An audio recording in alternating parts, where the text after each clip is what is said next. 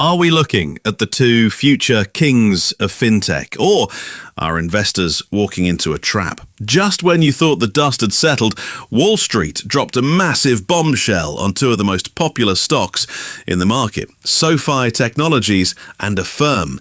We're talking major upgrades, bold price targets, and a battle for the title of best fintech asset. But here's the twist. While the analysts are screaming buy, the charts are telling a chaotic story of volatility, dilution, and profit-taking. If you're holding these bags or looking to buy the dip, you need to hear this now.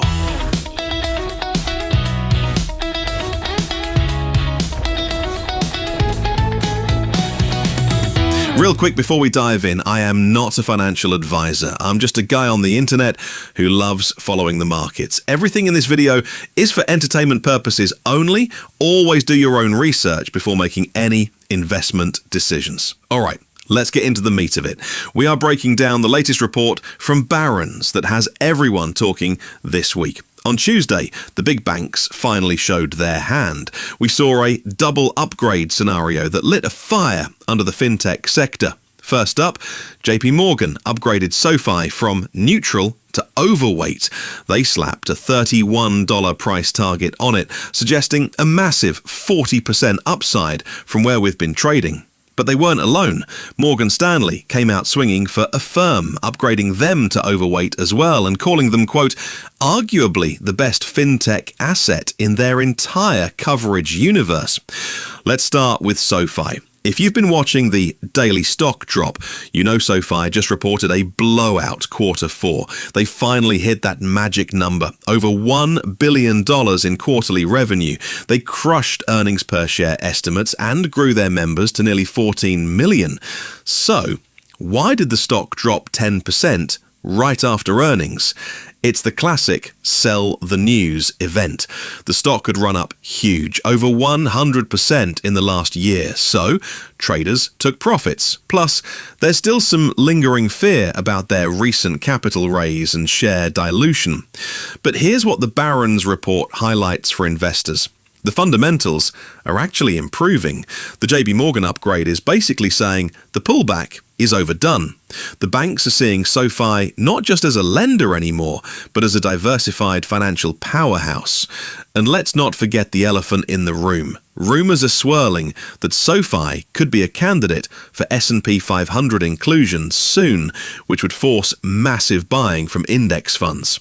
Now, let's flip the coin to Affirm. For a long time, bears said Affirm was just a buy now, pay later feature, not a real business. Well, Morgan Stanley says the bears are wrong. The key takeaway from the news is that Affirm is proving it can be profitable even when the economy gets weird. They aren't just relying on low-income shoppers, they are capturing high-income spenders too.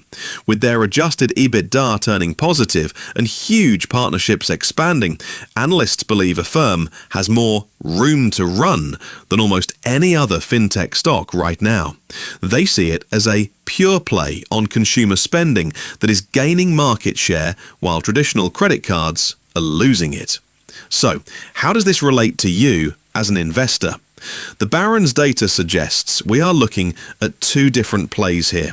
If you want the safe bet on the future of banking, a company that does loans, checking, crypto, and investing, SoFi is the play. The recent drop might be the entry point the big banks are betting on.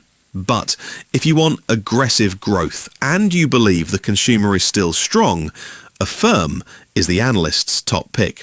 They are calling it the best asset for a reason.